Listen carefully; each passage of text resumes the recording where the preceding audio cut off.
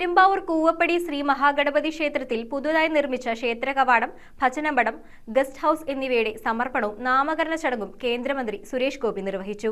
ക്ഷേത്രത്തിന്റെ വികസന പ്രവർത്തനങ്ങൾക്ക് നേതൃത്വം നൽകിയവരെ ആദരിച്ച ചടങ്ങിൽ പെരുമ്പാവൂർ എംഎൽഎ മനോജ് മൂത്തേടൻ ഉൾപ്പെടെയുള്ള ജനപ്രതിനിധികളും സാമൂഹ്യ സാംസ്കാരിക രംഗത്തെ പ്രമുഖരും പങ്കെടുത്തു. പെരുമ്പാവൂർ കൂവപ്പടി ശ്രീ മഹാഗണപതി ക്ഷേത്രത്തിൽ പുതുതായി നിർമ്മിച്ച ക്ഷേത്ര കവാടം, ഭജനമഠം, ഗസ്റ്റ് ഹൌസ് എന്നിവയുടെ സമർപ്പണവും നാമകരണ ചടങ്ങും കേന്ദ്ര സഹമന്ത്രി സുരേഷ് ഗോപി നിർവഹിച്ചു. പല മംഗള കർമ്മങ്ങൾക്കും ഒരുപക്ഷെ ത്രാണിയില്ലാത്ത ഒരു വിഭാഗത്തിന് ഒരു കുട പിടിച്ചുയർത്തി സംരക്ഷണം പകരുന്ന ഒരു സ്ഥാപനമായിട്ടാണ് ഇത് അന്ന് തുറന്നു വെച്ചത്.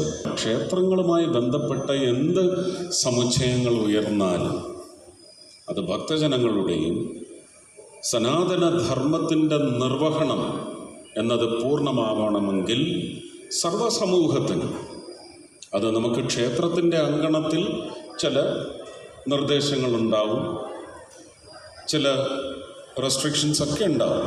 അതൊക്കെ ആചാരവുമായി ബന്ധപ്പെട്ടത്.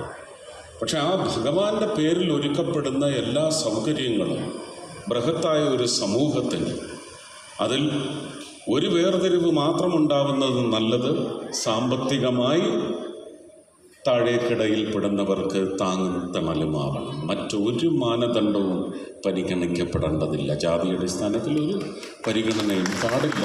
വ്യാഴാഴ്ച രാവിലെ ക്ഷേത്രത്തിലെത്തിയ അദ്ദേഹത്തെ കൂവപ്പടി തമിഴ് ബ്രാഹ്മണ സമൂഹവും ക്ഷേത്ര ഭാരവാഹികളും ഭക്തജനങ്ങളും ചേർന്ന് പൂർണ്ണകുംഭം നൽകി സ്വീകരിച്ചു. സുരേഷ് ഗോപി രണ്ടാം തവണയാണ് ക്ഷേത്രം സന്ദർശിക്കുന്നത്. ക്ഷേത്രം മേൽശാന്തി മഹേഷ് ലക്ഷ്മണയ്യരുടെ മുഖ്യ കാർമ്മികത്വത്തിൽ മഹാഗണപതി ഹോമത്തോടെയാണ് ചടങ്ങുകൾക്ക് തുടക്കമായത്. തുടർന്ന് പുതുതായി നിർമ്മിച്ച ഗസ്റ്റ് ഹൌസിൽ പാലുകാച്ചൽ ചടങ്ങും നടന്നു. ഉദ്ഘാടന സമ്മേളനത്തിൽ പെരുമ്പാവൂർ എംഎൽഎ മനോജ് മൂത്തേടൻ അധ്യക്ഷത വഹിച്ചു. ഇരിങ്ങോൾ കാവ്, നമ്മുടെ തോട്ടുവ ധന്വന്തരി ക്ഷേത്രം, കല്ലിൽ ഗുഹാക്ഷേത്രം ഉൾപ്പെടെ പെരുമ്പാവൂരിൽ തന്നെ നിരവധിയായിട്ടുള്ള എണ്ണമറ്റ ക്ഷേത്രങ്ങൾ നമ്മുടെ ചരിത്രത്തിൽ ഇടം പിടിച്ചിട്ടുള്ളതാണ്.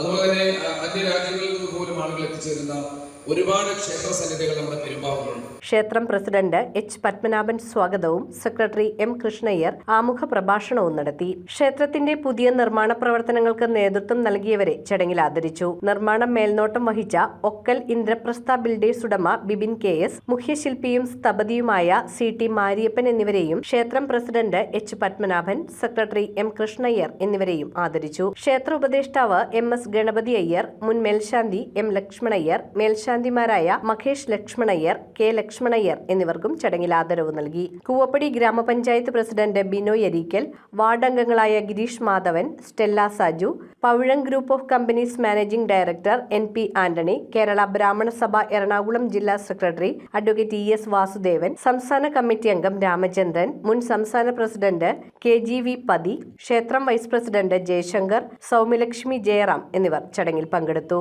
News bureau, Perumbavoor. +2 ITM കഴിഞ്ഞവർക്ക് ലാറ്ററൽ എൻട്രി വഴി 2 വർഷം കൊണ്ട് എഞ്ചിനീയറിംഗ് ഡിപ്ലോമ സ്വന്തമാക്കാം. സമയം കളയേണ്ട, കരിയർ തുടങ്ങാം ജയ് ഭാരതിലൂടെ. Jai Bharat college of management and engineering technology, Perumbavoor.